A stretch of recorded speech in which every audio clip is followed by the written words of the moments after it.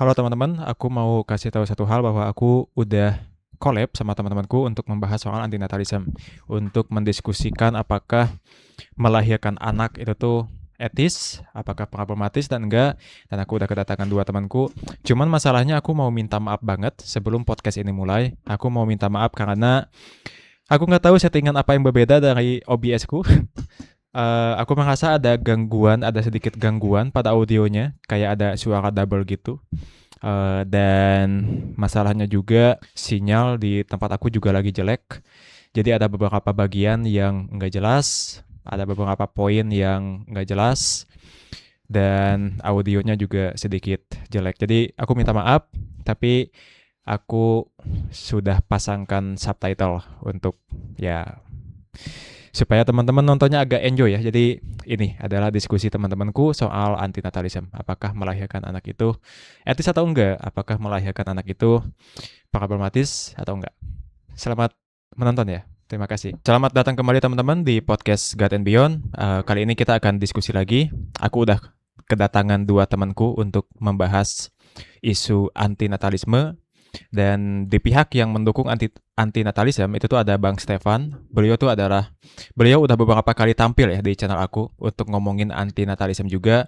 Sempat membahas soal bunuh diri juga sebetulnya. Cuman aku gak berani upload, jadi di-upload di channel beliau ya. Sedangkan di pihak yang menentang antinatalism ada temanku juga ya, namanya Suhokdi. Bukan nama asli ya, nama samaran Suhokdi. Unik juga sebetulnya karena Suhokgi pernah bilang kalau nasib terbaik adalah tidak pernah dilahirkan. Tapi temanku ini tentu punya alasannya sendiri ya mengapa dia tidak setuju sama antinatalism. Jadi ya makasih banget kalian berdua udah bersedia untuk tampil di channelku. So ya, ayo kita mulai. Formatnya kita dialog santai aja ya. Pertama, aku akan ngasih kesempatan dulu kepada Bang Stefan beberapa menit untuk mengeluarkan pemaparannya, mengeluarkan alasan-alasan mengapa dia memilih antinatalism, mengapa dia mendukung antinatalism. Setelah Bang Stefan memaparkan pemaparannya, barulah kita pindah ke Suhokdi ya untuk menyampaikan sanggahannya, bantahannya, dan alasan mengapa dia menolak antinatalism. So ya, kita mulai dulu dari Bang Stefan. Bang Stefan, silakan untuk mengeluarkan pemaparannya, Bang. Oke, siap. Di sini saya pertama akan menjelaskan dulu posisi saya ya dalam spektrum antinatalisme itu seperti apa. Jadi saya menganut antinatalisme modest, yaitu antinatalisme ringan ya, bukan radikal, bukan antinatalisme yang menganggap bahwa ideologi ini harus harus bertujuan untuk didoktrinkan kepada semua orang atau bahwa antinatalisme itu secara definitif berarti menganggap melahirkan anak itu jahat ya, jahat dalam arti aktif act ya.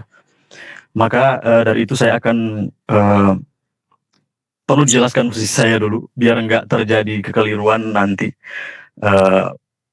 Nah jadi dalam posisi saya yaitu antinatalisme modest, definisi antinatalisme yang saya anut adalah melahirkan anak adalah problematis secara moral. Jadi problematically secara etis problematis begitu. Jadi itu sebabnya ketika Bang Yadi kemarin menawarkan judul diskusi ini, apakah melahirkan anak itu jahat? Jadi saya memikirkan lagi ya, karena saya juga sebenarnya tidak setuju bahwa per se melahirkan itu jahat ya, secara aktif. Makanya saya mengusulkan untuk memilih judul yang lebih ringan. Dan akhirnya sepakat ketika Bang Yadi memilih judul apakah melahirkan anak etis begitu. Maka dari itu saya sepakat diskusi ini berlangsung. Nah, jadi posisi saya di sini akan mencoba menjelaskan mengapa tindakan melahirkan anak bermasalah secara etis. Dalam artian melahirkan secara inheren mengandung pelanggaran moral serius karena memaksakan risiko penderitaan, itu pertama. Dan kedua, memaksakan risiko penderitaan itu tanpa persetujuan calon agen begitu. Aduh, sorry nih kawan-kawan, ini lightningku. Ini nanti bisa di-cut ya. Nah, oke, untuk mendemonstrasikannya, saya langsung ke argumen intinya. Saya hanya akan memakai 2 argumen di sini. Walaupun antinatalisme sebenarnya banyak sekali argumen yang biasa dipakai oleh antinatalis untuk mendukung definisi antinatalisme itu sendiri. Misalnya ada argumen filantropis dan ada argumen misantropis. Saya kesampingkan dulu yang misantropis, saya akan fokus kepada argumen filantropis. Ya, dua argumen inti yaitu argumen asimetri aksiologi Benatarian dari David Benatar. Nah, fondasi etika antinaturalisme Benatar adalah adalah adanya asimetri antara penderitaan dan kenikmatan. Penderitaan dan kenikmatan di sini perlu kita definisikan juga. Jadi penderitaan atau kenikmatan hanya sebagai apa ya, untuk membahasakan all the good things in life and the bad things in life. Jadi bukan hanya pleasure atau kenikmatan dan bukan hanya rasa sakit atau penderitaan, tapi banyak hal lain. Hal-hal yang dianggap baik dan hal-hal yang dianggap buruk oleh kita semua sebagai manusia. Di sini asimetri itu mengatakan bahwa kondisi nilai ketika ada penderitaan adalah buruk. Ada kenikmatan baik. Tidak ada penderitaan baik, bahkan jika tidak ada subjek yang menikmatinya. Lalu tidak ada kenikmatan, tidak buruk jika tidak ada subjek yang dirugikan. Jadi antinatalisme merumuskan asimetri secara kondisional, yaitu jika X ada, maka penderitaan X adalah buruk. Jika X tidak ada, maka ketiadaan penderitaannya adalah baik. Nah, jika X ada, kebahagiaan adalah baik, dan jika X tidak ada, ketiadaan kebahagiaannya tidak buruk, begitu. Sebenarnya tidak ada kontradiksi di dalam asimetri ini. Jadi buruk dan tidak buruk itu bukan lawan simetris. Evaluasi moral bergantung pada keberadaan subjek tersebut. Nah, poin kunci di sini bahwa kita harus menggarisbawahi bahwa argumennya adalah ketiadaan penderitaan itu baik walaupun tidak ada orang yang merasakannya, dan ketiadaan kenikmatan tidak buruk jika tidak ada siapapun yang kehilangan kenikmatan itu. Jadi di sini ini berlandaskan etika preventif ya, dalam artian baik di sini dalam kasus penderitaan itu, ketiadaan penderitaan adalah baik secara preventif, yaitu mencegah terjadinya penderitaan. Sedangkan bila kenikmatan, ketiadaan kenikmatan itu tidak buruk karena tidak ada yang direnggut kenikmatan tersebut, karena tidak ada agen di sana. Lalu argumen kedua adalah pemaksaan resiko tanpa persetujuan atau risk imposition without consent, di mana melahirkan sama dengan memaksakan eksistensi. Lalu eksistensi itu sama dengan risiko penderitaan serius, yaitu fisik, psikologi, sosial. Lalu risiko tersebut dipaksakan tanpa persetujuan agen, calon agen begitu. Nah, dalam banyak sistem etika, pemaksaan risiko serius tanpa konsen sama dengan salah secara prima facie. Nah, analoginya bayangkan bila kamu membawa seseorang yang belum pernah ada di wilayah perang begitu. Terus kamu tahu bahwa dua kemungkinan ini akan terjadi padanya. Pertama, ia akan selamat dan berkembang. Dia akan mendapatkan skill warfare begitu. Dan kedua, ia akan cacat, trauma, atau bahkan meninggal begitu. Nah, dan di dalam analogi ini, ia tidak bisa menolak. Kamu yang memaksakan pilihan itu padanya. Jadi, meskipun ada kemungkinan hidup bermakna atau dia mendapatkan kemampuan untuk bertarung begitu, dan kamu berharap yang terbaik padanya, secara etis harapan baginya itu bukan konsen begitu. Jadi harapan bukan persetujuan. Maka dari itu kelahiran sama dengan membawa makhluk ke dunia yang struktural berisiko. Nah, itu dua itu saja yang saya ingin jabarkan biar mengingat waktu ya. Nanti akan melebar juga. Saya ingin dengar bantahan-bantahan. Oke, aku pengen sedikit aja. Aku nggak tahu ini menganggap atau bukan ya, tapi yang aku tangkap adalah argumen dari Bang Sada itu tuh ada dua ya. Pertama, posisi Bang Stefan itu adalah bahwa melahirkan anak itu secara etis problematis. Problem. Yes, karena tadi disebut memaksakan risiko penderitaan tanpa tujuan gitu, dan Bang Stefan juga mengeluarkan dua argumen utama. Yang pertama adalah asimetri Benatar, jadi ada asimetri antara kenikmatan dan penderitaan gitu ya. Dan kedua, aku takutnya salah nangkep nih. Yang kedua tuh Bang Hasan ngomongin soal konsen ya, ada pemaksaan izin ya. Oke, persetujuan begitu. Jadi kita melahirkan anak itu problematis karena kita nggak bisa minta izin sama si anak untuk supaya dia ada. Begitu bukan atau gimana? Iya benar. Oke, asik. Iya. Ya. Oke. Dan kita tidak mungkin mendapatkan izinnya karena tidak ada agen di sana gitu. Oke. Jadi kalau kita menginginkan dia ada tanpa izinnya, dan which is itu nggak mungkin gitu ya, itu salah, makanya itu problematik ya. Oke, Nal, bagaimana menanggapi dua argumen tadi, atau bagaimana menanggapi apa yang disampaikan oleh Bang Stefan, atau sekaligus Suhokdi juga bisa langsung ngasih ini ya, argumen tandingan mengapa antinatalisme itu problematik atau sebagainya gitu. Silakan Suhokdi. Sebenarnya saya ingin menjelaskan posisi saya dulu di sini, karena waktu kemarin Bang Apriyadi itu membuat story tentang antinatalis dengan klaim-klaim antinatalis, aku itu lebih ke ingin bertanya aja sebenarnya, bukan menyanggah, karena sejujurnya aku juga tidak memahami dengan betul, dengan dalam apa itu antinatalis gitu. Makanya kalau aku disebut sebagai pronatalis, aku juga kayaknya bukan seorang pronatalis juga gitu, tapi aku cuma ingin bertanya, ingin menguliti lah istilahnya argumen-argumen dari antinatalis. Dan yang aku ingin tanyakan sih sebenarnya, karena aku juga baru tahu ya ternyata antinatalis juga ada yang model, ada yang radikal gitu. Karena yang aku dapat selama ini gitu, paparan-paparan antinatalis yang masuk itu cenderung yang ekstrim gitu. Mungkin karena aku cuma melihat sekilas-sekilas, jadi pemahamanku tentang antinatalis itu bisa dibilang sangat dangkal. Yang pertama kan ada yang namanya apa ya aku menyebutnya? Kenapa aku ingin bertanya ini sih, kenapa melahirkan seorang manusia itu bisa dianggap jahat? Aku ingin bertanya itu dulu deh, sebagai seorang yang awam gitu.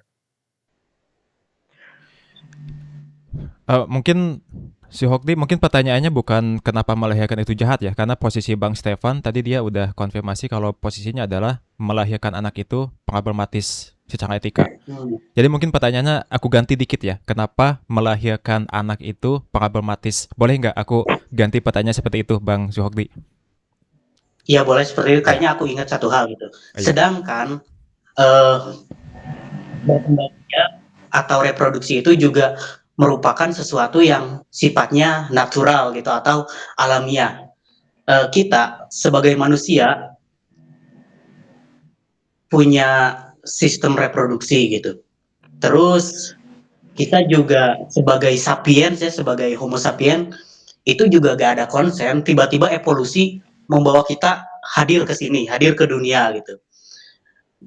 Kebetulan sapien itu berakal, dia merasa menjadi sebagai agen moral gitu. Padahal ya kalau kita mau nyalahin gitu, kenapa kita nggak menyalahkan evolusi itu sendiri gitu? Yeah. Kenapa harus manusia yang punya beban moral yang harus dicap salah atau benar, problematik atau tidak problematik secara etis, sedangkan kita juga sebagai manusia lahir dari hasil evolusi, dari hasil natural, dan secara natural kita punya sistem reproduksi. Secara insting kita ingin berkembang biak, kita ingin bereproduksi, seperti itu sih. Mantap pertanyaannya, aku suka. Bang Stefan, gimana menanggapinya Bang? Jadi kalau saya menanggapinya karena ini argumen soal evolusi, jadi saya menganggapnya sebagai naturalistik ya. Naturalistik. Sebenarnya ini banyak juga disanggah oleh para antinatalis. Pertama adalah bahwa tidak sepenuhnya evolusi itu etik ya. Sesuatu yang kita anggap baik dan buruk tidak ada hubungannya sama sekali dengan proses evolusi itu sendiri. Banyak hal di dalam alam, misalnya yang kita prevent justru. Misalnya kanker. Kanker itu adalah alamiah begitu. Jadi argumen bahwa kita harus mengikuti insting evolusioner kita untuk melakukan sesuatu tidak apa ya istilahnya tidak mendasar bagi keputusan etis begitu. Sedangkan di dalam kelahiran kita sebagai Homo sapiens punya kesadaran, punya consciousness untuk menimbang-nimbang apa tindakan yang memiliki resiko di kedepannya Jadi menurut saya antinatalisme itu sendiri adalah posisi yang ingin menguji bahwa tindakan prokreasi itu apakah etis secara moral, tanpa misalnya kita apa ya, melihat bagaimana alam ini bekerja. Kita banyak sekali melakukan hal preventif kepada alam, misalnya bencana alam dan lain sebagainya, penyakit, kita menciptakan vaksin dan lain sebagainya. Itu kan juga sebenarnya adalah cara-cara kita sebagai manusia yang punya etika dan moral dan empati kepada manusia lain dan makhluk lain untuk mencegah. Saya rasa itu tidak membantah antinatalisme itu sendiri. Oke. Ada lanjutannya, Bang? Mungkin itu dulu ya, saya menjelaskannya seperti itu. Jadi argumen bahwa kita harus mengikuti naluri evolusioner kita tidak membantah sebenarnya posisi antinatalisme menurut saya, karena ya banyak juga hal-hal yang menyangkut evolusi yang kita prevent. Misalnya kita tidak mungkin kan, kita punya naluri seksual, tapi kita tiap hari mencegah itu. Kita tidak kita tidak jalan-jalan dan orang dan lain sebagainya. Jadi drive alamiah kita tidak ada hubungannya dengan posisi moral kita, begitu. Sepakat sih. Aku lebih tertarik dengan tadi itu, kalau ya manusia itu punya sense, punya kemampuan untuk menimbang-nimbang, untuk meminimalisir resiko, seperti itu kan? Aku menganggapnya gitu. Dan kita tidak harus mengikuti insting naluriah kita. Itulah kenapa kita ketika punya hasrat seksual, kita tidak, ketika kita lapar, kita tidak serta-merta mencuri milik orang lain. Itu ada sebagai apa ya, kayak udah ada hukum yang mengikat itu gitu. Nah, aku tuh penasaran ini gitu. Andaikan kan ini perlu kesadaran banyak orang gitu ya, Bang. Kita semua gitu sadar kalau mencuri itu salah. Secara objektif itu salah itu. Terus kayak itu secara objektif itu udah pastikan salah. Bukan problematik lagi, itu salah gitu. Nah, si antinatalism ini dia kan berkata kalau melahirkan anak itu problematik secara etik. Itu sama artinya dengan salah lagi. Apa sih bedanya problematik dengan salah secara etik? Itu perbedaannya sampai batas apa gitu? Oke, jadi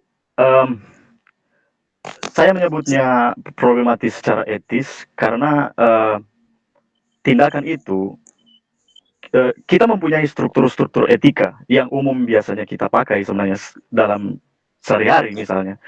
Dan entah kenapa saya menemukan bahwa ini kelahiran terlepas dari apa ya istilahnya tindakan etik kita di lini yang lain. Misalnya kita cenderung tidak ingin jika tanpa izin kita tidak ingin melakukan hal tanpa izin begitu.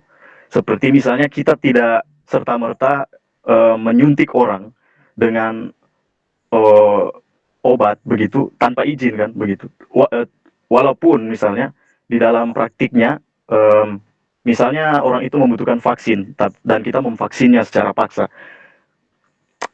Mungkin kalau itu adalah kalau pasien tersebut mengalami apa ya istilahnya penyakit begitu, itu wajar ya, dan itu diizinkan secara moral diizinkan karena dia membutuhkan vaksin tersebut dan orang itu sudah terlanjur ada, tapi dalam kelahiran orang itu tidak ada begitu.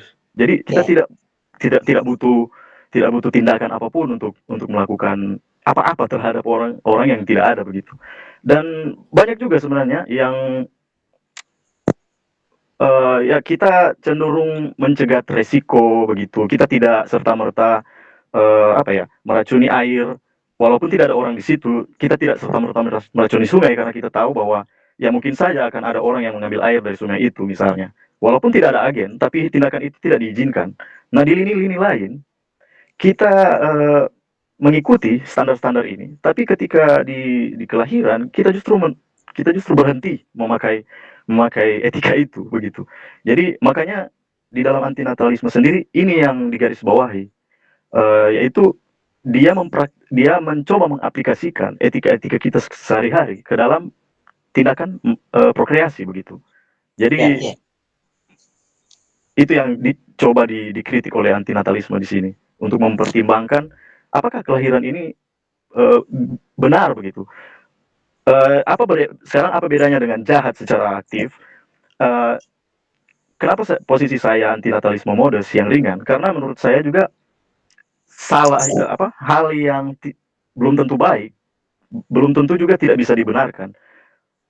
Sepertinya melahirkan atau prokreasi itu bisa dibenarkan bila ada banyak syarat di situ yang harus dipenuhi, misalnya kamu mempunyai melahirkan anak itu, kamu tahu bahwa penderitaannya akan hilang atau minim begitu. Nah, itu kan bisa dibenarkan begitu. Tapi tidak semua kasus begitu. Bahkan banyak kasus ya tidak ada pertimbangan seperti itu begitu. Jadi masih problematis secara moral. Ya. Walaupun bisa dibenarkan ya, walaupun saya bilang masih bisa dibenarkan. Makanya saya tidak menyebut melahirkan anak jahat begitu. Karena itu terlalu ekstrim. Benar, yang menarik tuh karena saya baru menemukan kalau antinatalis itu ternyata ada versi ringannya gitu, karena hal-hal seperti ini yang biasanya lebih istilahnya, karena anggap saja saya sudah mempersiapkan argumen-argumen saya untuk bukan argumen sih, saya sudah mempersiapkan pertanyaan-pertanyaan saya untuk menyanggah antinatalis yang sifatnya radikal gitu. Ternyata saya menemukan ada juga ya ternyata antinatalis yang ringan gitu. Dan ini sejujurnya pemahaman baru bagi saya gitu. Lalu saya ingin bertanya gitu, apa sebaiknya sesuatu yang problematik secara etis itu harus dihindari? Dan kenapa kita harus menghindari sesuatu yang tidak etis secara problematis? Ya karena Yang problematis secara etis gitu. Sorry. Ya karena ada resiko yang akan kita hadapi begitu. Bukan yang kita hadapi begitu. Resiko yang akan orang yang tidak kita minta izin hadapi begitu. Dalam hal ini melahirkan agen baru, menciptakan manusia baru begitu. Resikonya apa tuh? Penderitaan, adanya penderitaan. Kan di dalam asimetri Benatar tadi disebutkan bahwa adanya penderitaan itu buruk. Tapi ketika orang itu tidak dilahirkan, tidak dilahirkan, maka ketiadaan penderitaannya itu baik, walaupun tidak ada agennya, begitu. Tercegah. Jadi baik di sini maksud Benatar adalah baik secara negatif. Jadi secara preventif begitu, bukan secara aktif ya, bukan tindakan, tapi secara preventif mencegah penderitaan itu terjadi begitu. Maka dari itu dia beranggapan bahwa tidak melahirkan anak lebih baik daripada melahirkan anak. Nah, lebih baik di sini itu harus menguntungkan manusia aja atau semua aspek dalam kehidupan? Misalnya hewan begitu. Ya. Atau tumbuhan begitu. Ya. Karena diskusi ini membahas antinatalisme bukan evilisme, ada juga cabang lain yang membicarakan bahwa istilahnya prinsip-prinsip ini bisa juga diaplikasikan kepada hewan misalnya. Tapi menurut saya itu terlalu terlalu absurd karena kita tidak bisa memakai prinsip moral yang sama antara manusia dan hewan gitu. Jadi saya rasa masih ada sedikit istilahnya harus dibedakan begitu antara prinsip moral yang kita pakai dan walaupun kita sadar bahwa hewan juga punya hak, misalnya di zaman modern ini kita juga punya orang-orang vegan begitu yang menganggap bahwa hewan punya etiknya sendiri. Ya, sebenarnya mungkin posisi saya itu sebenarnya terkait moral sendiri ya. Jadi saya menganggap moral itu nggak usah pandang bulu lah istilahnya. Kalau kita tidak usah jahat, kenapa kita hanya tidak usah jahat kepada manusia aja gitu? Kenapa kita harus istilahnya kenapa kita harus melakukan pembenaran jika itu menguntungkan manusia saja, kayak tadi gitu. Anggap aja ketika kita terkena virus itu makhluk hidup, lalu kita secara aktif memvaksin diri kita atau mengkonsumsi obat yang nantinya akan mati tuh. Kan si virus itu menderita, dia nggak bisa lestari. Bereproduksi. Dia nggak bisa Iya. lestari.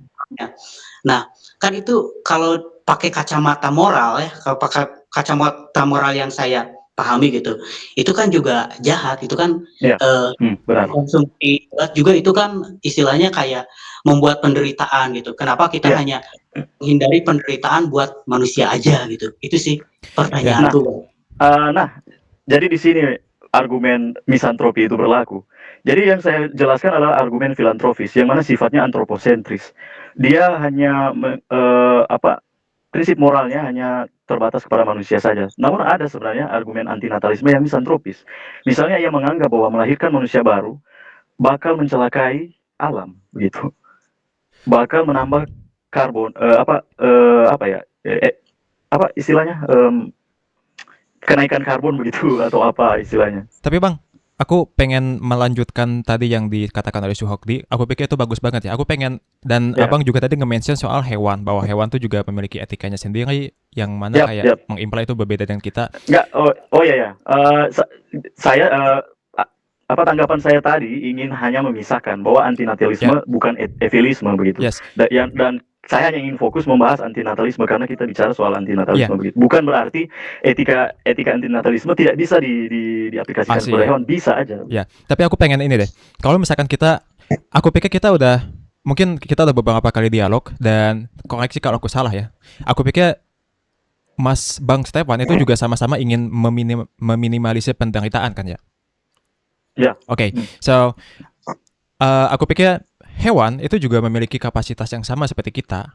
Hewan seperti kucing, sapi, ayam, mereka juga memiliki kapasitas yang sama dengan kita untuk merasakan kesakitan, untuk merasakan penderitaan.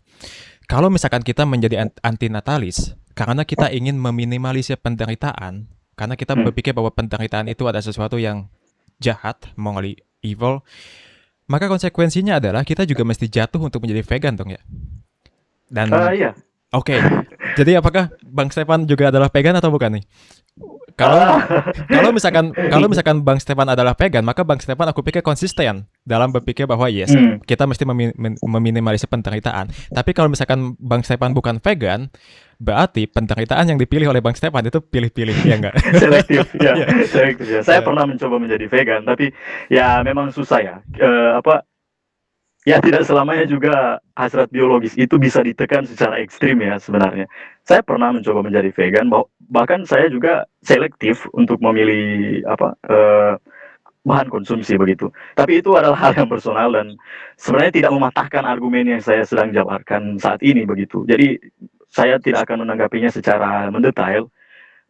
Saya hanya ingin menanggapi soal evilisme tadi. Jadi begini, antinatalisme ini juga sering dipakai oleh etika veganisme begitu. Jadi banyak orang-orang antinatalis itu vegan begitu.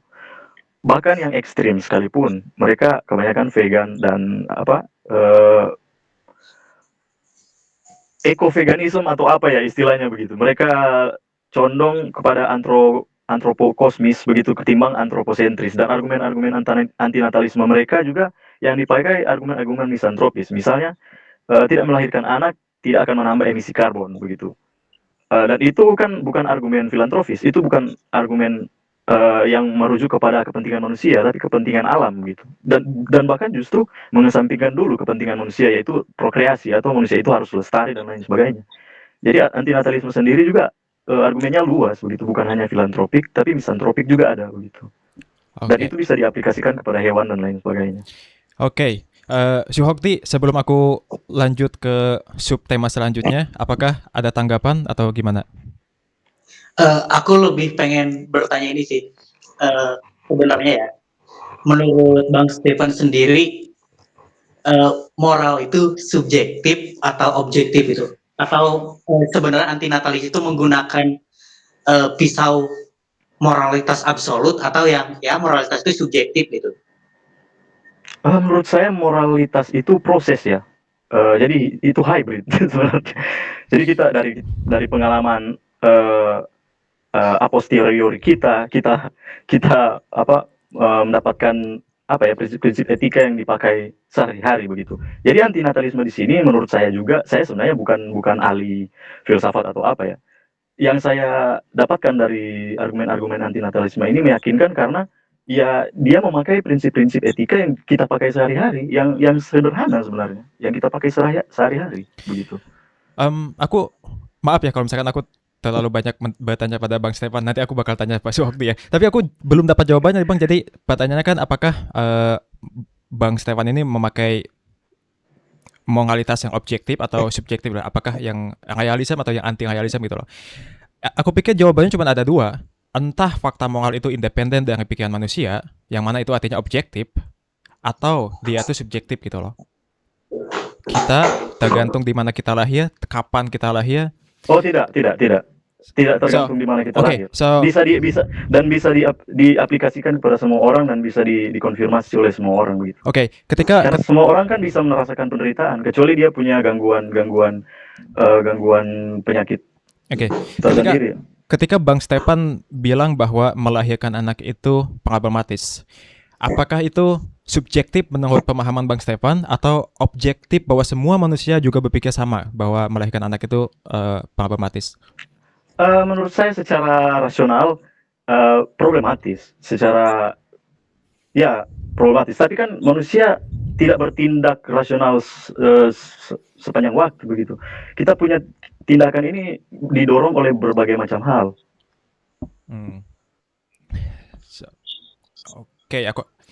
Oke, mungkin jawabannya tadi ya, hibrid ya. Iya. Kayak tengah-tengah gitu. Antinatalisme hibrid sebenarnya. Oke. Suhokti bagaimana, ada tanggapan atau mau aku move on pindah ke topik selanjutnya nih?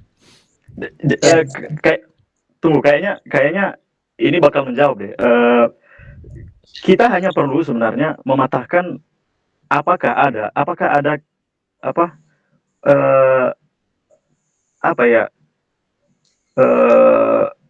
kondisi di mana kita bisa tanpa izin melakukan tindakan kepada orang lain begitu.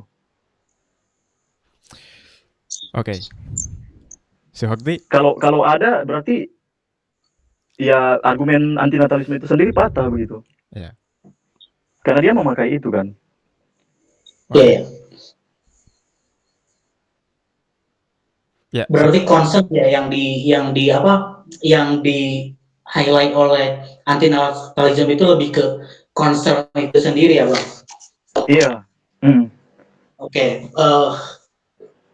Kalau concern sih emang kayaknya lebih sulit karena apa ya? Aku tuh sebenarnya ada semacam pisau lagi untuk kayaknya, tapi kebetulan aku tidak terlalu memahaminya, jadi aku nggak pakai gitu. Kan manusia itu yang tadi Abang bilang itu sapien itu memiliki kemampuan untuk menimbang-nimbang, memiliki kemampuan untuk meminimalisir risiko. Sedangkan kalau dari sudut pandang neuroscience gitu kan, sebenarnya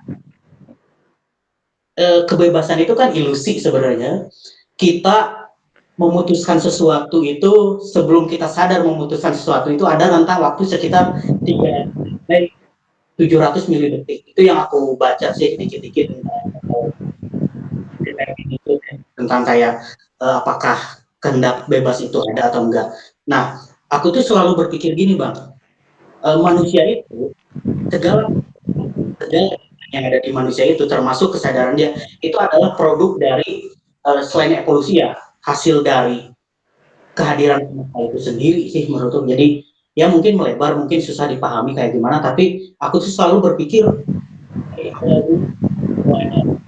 makanya aku tuh kayak bertanya gitu, ini moralitas yang dipakai oleh antinatalisme ini subjektif atau objektif? Kan kalau objektif itu semua kondisi harus sama gitu, karena kan aku tuh selalu, walaupun emang tadi aku belum sanggahan sih dari apa ya tadi teh yang kata Abang baik, ketiadaan baik tanpa ada agen itu yang itulah aku asimetris, yang argumen asimetris itu sebenarnya aku belum menemukan sanggahan buat itu, karena aku tuh selalu menggunakan pertanyaan seperti ini gitu.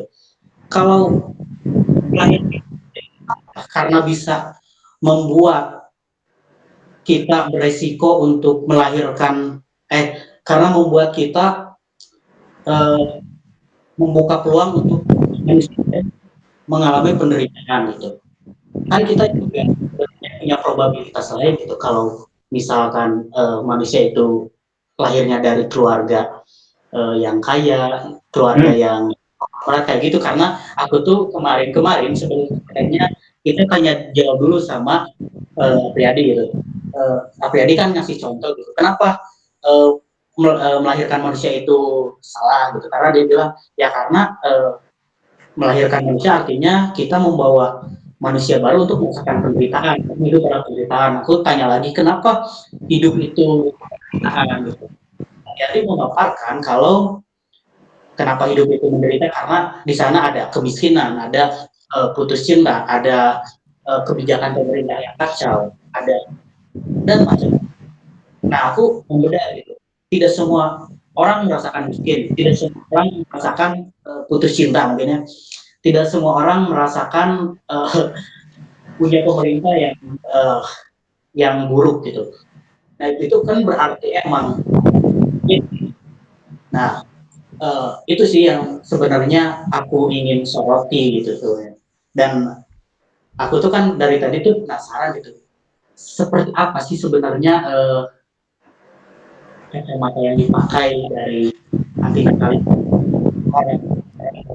atau model subjektif kayak gitu. Kalau mau lanjut ke tema ya udah gak apa-apa deh. Ya, aku pengen menanggapi dikit ya obrolan kita kemarin. Kenapa aku berpikir bahwa melahirkan anak itu salah? Memang karena ada beberapa penderitaan yang bisa muncul pada si anak tersebut, entah itu kemiskinan, entah itu putus cinta, entah itu depresi, entah itu mental health, entah itu kebijakan pemerintah. Tapi bagaimana dengan orang kaya dan sebagainya? Aku nggak bisa menutup kemungkinan bahwa mereka pun tetap akan menderita ya. Kayak misalkan aku pikir mental health itu bisa menggorong siapa saja, bisa mencapai siapa saja. Aku pikir kebosanan mungkin itu bisa pada siapa saja. Kayak misalkan kita lihat kehidupan Robin Williams, Chester Bennington, mereka punya segalanya kelihatannya tapi mereka masih menderita sampai bunuh diri dan sebagainya. Jadi lebih kepada preventif. Oke, aku pengen sebelum ini aku pengen pindah ke topik lain ya. Karena aku akan ngasih satu case yang mungkin bisa dipikirkan ulang untuk kita.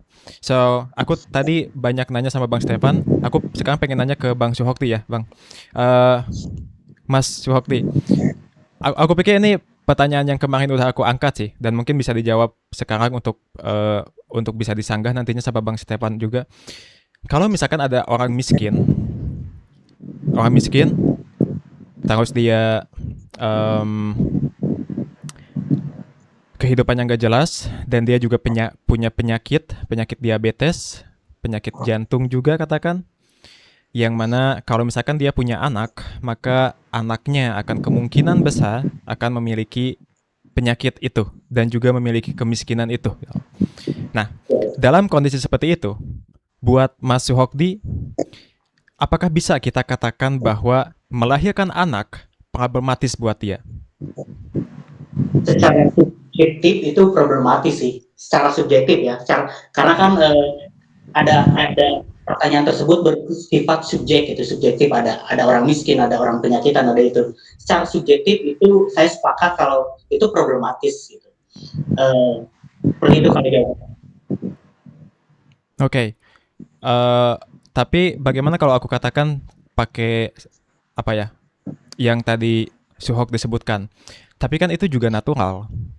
Maksudnya aku pikir secara alamiah, secara natural orang miskin juga beranak.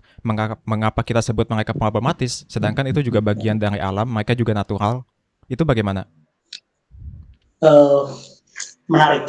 Karena apa ya? Kebanyakan gitu. Berikan aku untuk berpikir. Oke, nggak apa-apa, santai. Aku sepakat dengan pernyataan kalau di kondisi yang tidak ideal, melahirkan anak itu adalah sebuah kesalahan. itu ya.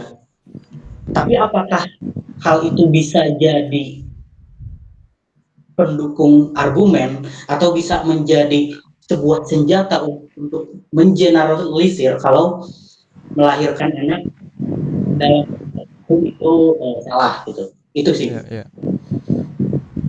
Oh, iya, good. Aku mau tanya Bang Stefan nih. Bang Stefan Ya. kan antinatalis ringan ya.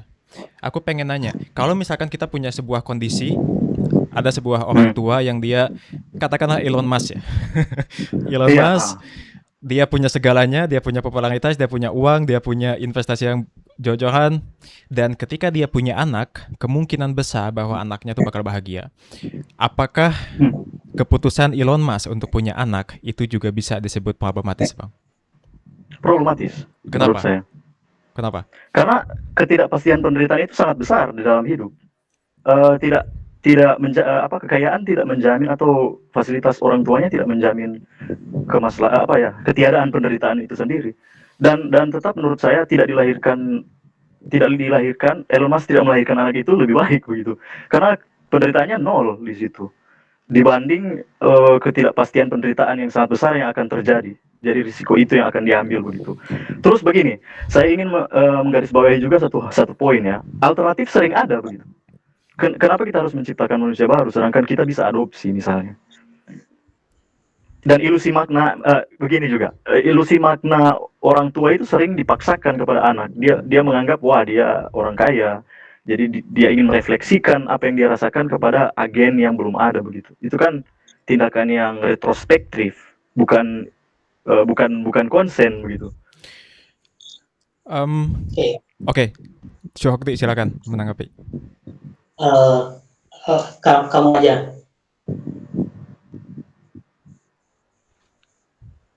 Ya, atau aku dulu nih? Ya, kamu dulu. Oke, aku dulu ya.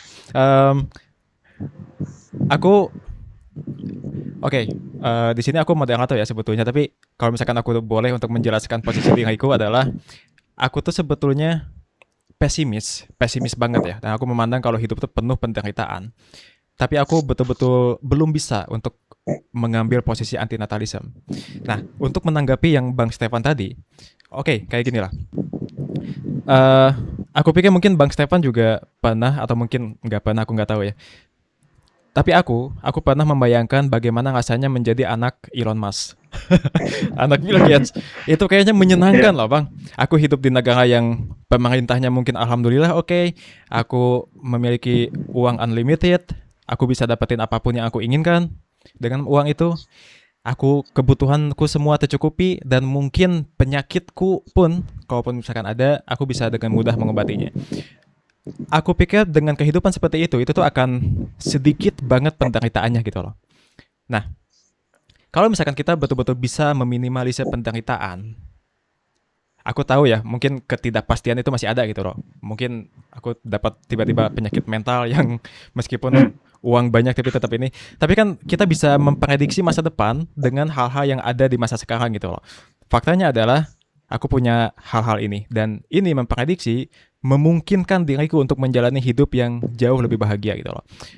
Kenapa ketika kita bisa meminimalisir penderitaan dan memaksimalkan kebahagiaan, kenapa masih salah kenapa masih problematis untuk melahirkan anak? Ya, disitulah problem konsennya terjadi gitu. Kan argumen antinatalisme sendiri tidak berdiri di satu kerangka ya. Dia punya banyak rumusan begitu. Kan konsen juga dijabarkan di sana. Okay. Kita perlu konsen juga kepada agen tersebut. Apakah dia bisa apakah kita bisa mendapatkan konsen? Tidak kan? Ya. Tapi itu di sana letak problematisnya sebenarnya. Yes. Bukan hanya penderitaan itu yang kita garis bawahi, tapi konsen juga. Siap. Tapi konsen itu kan hanya untuk individu yang ada ya, bukan yang tiada. Konsen itu memungkinkan kita untuk bisa menolak, ya enggak? Kalau misalkan kita nggak ada, kalau individunya nggak ada, maka aku pikir nggak mungkin salah ya, mohon dikoreksi. I think it is irrelevant to talk about consent, ya nggak sih? Atau Kan ini gimana? calon agen. Kita tahu bahwa di kemudian hari dia bakal ada begitu. Dan keputusannya bakal ada pada kita. Tetap saja kita memaksakan, kalau kita melahirkannya, kita tetap memaksakan. Sebenarnya begini, Bang Yadi, Bang Sohok di ini yang dipakai oleh para ilmuwan ketika mereka memprogram AI begitu. Mereka tidak serta merta ingin agar AI itu punya consciousness atau punya emosi begitu. Karena itu yang dipertimbangkan mereka juga. Oke. Bang Suhokdi ada tanggapan? Karena saya baru tahu satu hal sih, ternyata yang disoroti oleh antinatalisme itu bukan hanya penderitaan itu, tapi ada juga concern di sana, dan saya juga baru menemukan sesuatu kalau emang concern itu hanya berlaku untuk sesuatu yang ada gitu, yang bisa kita mintai Menurut saya tidak. Menurut saya tidak harus ada seseorang. Tapi menurut saya iya ya. Jadi saya ingin menimbang dari dua sudut pandang dulu ya, dari Priyadi sama Bang Stefan. Ketika saya itu bagaimana pertanyaannya dibalik seperti ini gitu ya. Maaf kalau masih muter-muter gitu kan. Jadi gimana kalau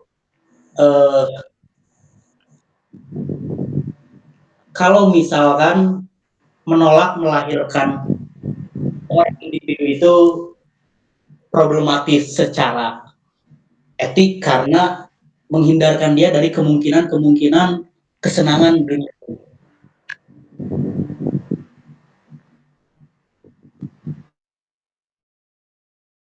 Seperti itu aja. Oh, pertanyaannya tadi gimana? Bagaimana kalau kita dibalik begitu? Bagaimana kalau menolak melahirkan individu itu atau menolak melahirkan seseorang itu juga problematis secara etik karena menghindarkan dia dari kebahagiaan duniawi. Itu kebahagiaan bukan risiko. Ya. Penderitaan yang risiko. Jadi yang ditekan di sini adalah penderitaannya. Kebahagiaan tidak tidak ada orang yang merasa direnggut kebahagiaannya ketika agen itu tidak ada. Ini beda dengan risiko penderitaan yang akan terjadi. Jadi dua hal itu berbeda. Seorang antinatalis juga sadar bahwa hidup punya kebahagiaan. Tapi kita tidak serta-merta merefleksikan itu secara retrospektif dan memberikan justifikasi kepada tindakan moral kita di kasus melahirkan anak atau prokreasi kan. Kita tidak bukan itu yang kita pakai kan sebenarnya. Oke. Berarti kebahagiaan yang belum dirasakan atau yang belum diketahui oleh agen itu, si agen itu tidak penting. Si agen itu tidak merasa direnggut kan? Iya. Itu intinya. Jadi sedangkan resiko penderitaan itu udah pasti akan dirasakan si agen, dan itu lebih menarik untuk disorot ketimbang kebahagiaan yang sama sekali tidak akan pernah kita renggut kalau kita tidak menghadirkan itu lahir ke dunia. Oke, seperti itu. Berarti yang jadi problematis di sini adalah kita secara aktif menolak sesuatu yang membuat individu atau seseorang merasakan penderitaan, seperti itu kan? Iya. Jadi secara sengaja kita menolak melakukan sesuatu yang akan membuat seorang itu merasakan penderitaan, itu kan? Iya.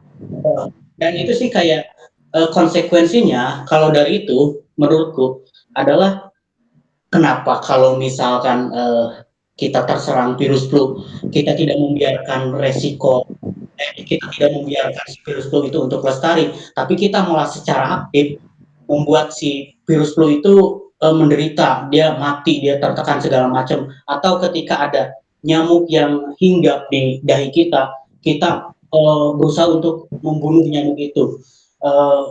Kan itu juga secara aktif kita membuat si nyamuk itu menderita kalau menurutku. Kenapa kita nggak pasif aja, ya udahlah kayak gitu. Ya sebenarnya kalau kita bisa menganut hal ekstrim seperti itu bisa aja sebenarnya bisa ditarik ke sana. Tapi kan argumen yang saya jabarkan ini adalah argumen yang disebut filantropis, argumen tentang kepentingan manusia itu sendiri. Jadi objeknya manusia begitu. Oke. Kita bisa pindah sebenarnya topik ini, kita bisa pindah juga membahas argumen filantropis kalau kita mau. Yang mana itu adalah pernyataan Bang Sol tadi itu. Itu bisa jadi argumen misantropis juga bagi antinatalisme dan membenarkan bahwa tidak boleh kita membunuh hewan misalnya. Kalau secara misantropis itu seperti apa? Jadi tidak melahirkan anak, argumennya adalah tidak melahirkan anak itu tidak problematis secara etis karena menciptakan manusia baru akan menambah emisi karbon misalnya dan akan membahayakan makhluk hidup lain, manusia atau non manusia. Itu argumen intinya sebenarnya. Dan ini akan akan berujung kepada kepunahan. Ya, menarik kepunahan sih. Spesies itu sendiri. Oke. Itu menarik. Tapi kenapa memilih untuk tetap aktif lestari gitu? Minimal untuk individu, minimal untuk dirinya sendiri, kayak masih berobat, masih membasmi nyamuk. Kenapa dia masih aktif? Begini, saya menyoroti ini antinatalisme di sini posisinya adalah dia menyoroti secara etik problematis tindakan melahirkan anak, bukan tindakan melanjutkan hidup. Itu adalah dua hal yang berbeda. Jadi ketika kamu dilahirkan, ketika kita bertiga serta merta ada di sini tanpa kita minta kan. Kita bertiga serta merta lahir di sini. Ya, bila kita sudah lahir, ya kita masih sah kita masih sah untuk mempertahankan hidup kita, merawat anak. Ada alternatifnya, adopsi misalnya, merawat hewan, melestarikan lingkungan. Kita masih sah karena kita punya interest untuk melanjutkan hidup itu sendiri ketika kita terlanjur ada begitu. Antinatalisme menyoroti tindakan untuk menambah manusia baru begitu, bukan untuk melanjutkan hidup atau tidak. Itu bukan itu yang disoroti. Itu yang ditanyakan sama David Benata juga kan ya di bukunya. Dia tuh pernah dibilang kayak, kalau kamu antinatalis, kenapa kamu nggak mati aja gitu loh. Kurang lebih kayak gitu lah. Dan dia jawabannya ya ada perbedaan antara tindakan melahirkan manusia anak, baru ya, dengan melanjutkan dan melanjutkan kehidupan. Ya kita sudah terlanjur ada begitu. Oke. Jujur aja belum ada bantahan untuk ini, tapi aku jadi terngiang satu hal sih, ada satu rasa yang menurutku bagus. Membenci hidup bukan artinya mencintai kematian, kayak gitu sih menurutku. Ya emang kalau udah terlanjur hidup, ya udah gitu, bukan artinya kita harus pasif juga. Iya. Oke, menarik. Tapi aku ada ini deh. Aku pikir salah satu hal yang diklaim oleh antinatalisme itu adalah bahwa menyebabkan penderitaan itu salah. Jadi aku pengen tanya nih kepada mungkin Suhokdi yang bukan antinatalis. Suhokdi meyakini itu enggak bahwa menyebabkan penderitaan atau menyebabkan kesakitan itu tuh adalah hal yang problematis? Oh, jadi tindakan yang membuat penderitaan, yang membuat kesakitan itu adalah hal yang problematis. Ya. Aku setuju. Oke. Good. Berarti kalau setuju dan Suhokdi tadi juga udah setuju juga bahwa ada beberapa kasus di mana ada beberapa orang yang dia itu problematis untuk melahirkan anak, dan itu nggak bisa diterapkan ke hal yang lainnya, cuman orang itu aja, orang miskin, orang penyakitan, itu juga problematis untuk melahirkan anak. Ya. Oke.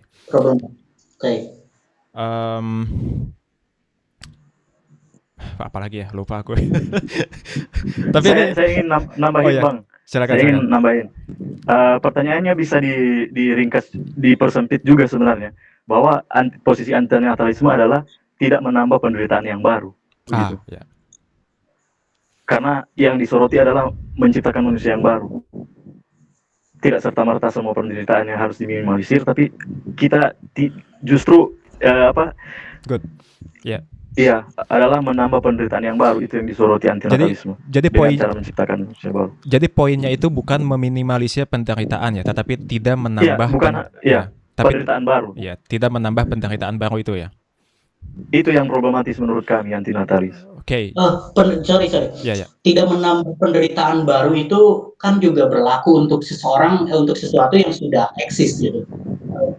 Kalau misalkan menghindari agen baru untuk merasakan penderitaan itu mungkin benar, tapi untuk Iya benar. Itu maksud saya.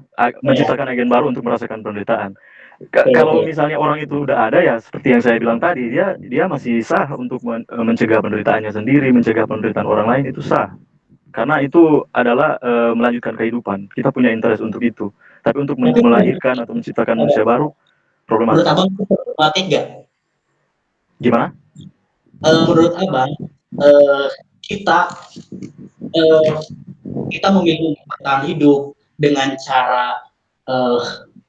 cara apa ya? Dengan cara yang makan daging, dengan cara kita ketika ada nyamuk masuk kita ada virus gitu. Abang itu problematik nggak?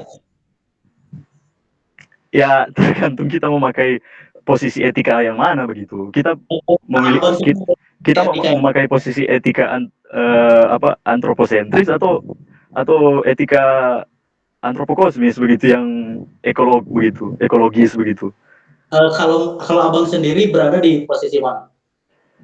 Ya, yang pasti antroposentris, karena argumen yang saya jabarkan di sini ketika kita diskusikan argumen filantropi, bukan argumen misantropi. Walaupun sebenarnya menurut saya argumen misantropi itu cukup masuk akal, dan menurut saya ujungnya adalah kepunahan, yang mana kepunahan pasif atau volunteer. Secara misalnya kita anggaplah antinatalisme ini, semua orang menganut antinatalisme, dan tiba-tiba manusia punah. Menurut saya itu bukan hal yang buruk. Karena karena itu adalah konsekuensi etisnya. dan kita bukan mencapai kepunahan dengan cara paksa begitu, tidak membunuh, tidak ada korban di sana ketika orang tidak bereproduksi lagi kan. Kita menghentikan penderitaan itu di generasi kita aja begitu. Dan menurut saya itu masuk akal juga sebenarnya, walaupun saya tidak apa ya istilahnya, saya tidak mengambil posisi itu. Makanya saya bilang saya antinatalis yang modest. Karena saya tuh sebenarnya ada isu-isu yang sama gitu. Kenapa saya selalu menggunakan pisau moral ketika menanyakan sesuatu, karena apa ya? Salah satu contohnya antroposentrisme gitu. Kita itu menganggap sesuatu itu salah karena tidak menguntungkan bagi manusia, spesies kita, iya. Bagi spesies kita. Sedangkan ketika dilanjutkan dengan pertanyaan lain, apakah membunuh nyamuk juga salah? Dia menganggap kayak muter sana sini kayak gitulah. Nggak ada yang secara tegas. Kalau aku sendiri tegas ya. Kalau aku sendiri kayak gini. Menurut kamu membunuh nyamuk itu salah. Menurut kamu makan daging, membunuh hewan itu salah. Ya salah. Aku mengakui aku salah untuk kelestarian hidupku sendiri. Aku menjawab itu aja sih. Aku lebih senang dan posisiku seperti itu. Aku lebih lega untuk menjawab secara tegas kalau menurut kamu membunuh nyamuk untuk kelestarian hidupmu salah gak? Ya salah, egois juga, karena itu hanya untuk diri. Terus kan banyak kayak argumen-argumen kayak seolah-olah kita selamatkan bumi, selamatkan alam gitu. Padahal kalau ujung-ujungnya menurutku ya selamatkan spesies manusia kok menurutku. Iya benar. Jadi sebenarnya argumen filantropi ini ujungnya sebenarnya adalah kepunahan juga pada akhirnya. Jadi walaupun kita memakai sistem etika ini, antinatalisme justru berujung kepada kepunahan manusia itu sendiri, walaupun secara pasif ya, bukan secara aktif kita membunuh atau kita perang dan lain sebagainya. Tapi ketika kita semua sadar bahwa melahirkan manusia baru adalah problematis, kita berhenti untuk melakukannya dan kita bakal punah gitu. Dan menurutku itu bukan hal yang buruk. Ya, menarik sih karena karena tidak ada korban kan di situ, tidak ada subjek lagi yang dirugikan, tidak ada kesedihan lagi yang akan dialami, dan mungkin alam ini, bumi ini akan ya lebih baik bila manusia tidak ada begitu. Yes, menarik. Aku pikir ini kalian sama-sama orang yang modest ya, jadi bukan orang yang radikal. Bang Stefan Cada adalah antinatalis yang modest, sedangkan Bang Suhokti juga bukan pronatalis mentok ya. Eh, tapi aku mau mencoba untuk mungkin satu penutup ya, karena udah 1 jam lebih. Eh, Satu pertanyaan lagi, setelah itu penutup ya dari kalian. Satu pertanyaan untuk antinatalism Bang. Ya. Oke. Aku sebetulnya tadi ya masih meyakini kalau konsen tuh mesti ada kemampuan untuk menolak gitu loh. Mesti ada individunya dulu. Kalau misalkan nggak ada konsen, itu kalau nggak ada individunya, aku pikir itu bukan konsen. Pertama itu. Kedua, aku masih merasa nggak ada yang salah kalau misalkan kita mengadakan individu untuk membuatnya bahagia gitu loh. Bahkan aku akan bilang, ini aku berperan sebagai pronatalis ya. Aku akan bilang bahwa salah kalau misalkan kita enggak membawa seorang anak untuk bahagia atau mendiamkannya di ketiadaan. Misal kayak gini, David Benata itu kan contohnya yang Dimas itu ya, yang pelantik Dimas itu. Aku ada keberatan sama dia, kayak misalkan, oke, kalau misalkan kita mampu untuk membuat suatu being, suatu individu, Dimas, di planet Masana, dan kita bisa bikin mereka bahagia, aku pikir itu baik buat mereka loh. Daripada kita mendiamkannya dalam ketiadaan. Atau tetap mendiamkannya dalam tiada gitu loh. Aku maaf kalau agak bulat ya, tapi mudah-mudahan paham maksudku ya. Aku pikir poinnya adalah kalau misalkan kita udah mampu, kita udah kaya, kita udah bisa bikin calon anak kita bahagia, aku pikir melahirkannya untuk mengantarkannya kepada kebahagiaan itu tuh adalah suatu hal yang baik. Dan tidak melakukan itu, I think that it's problematis kalau misalkan if not evil.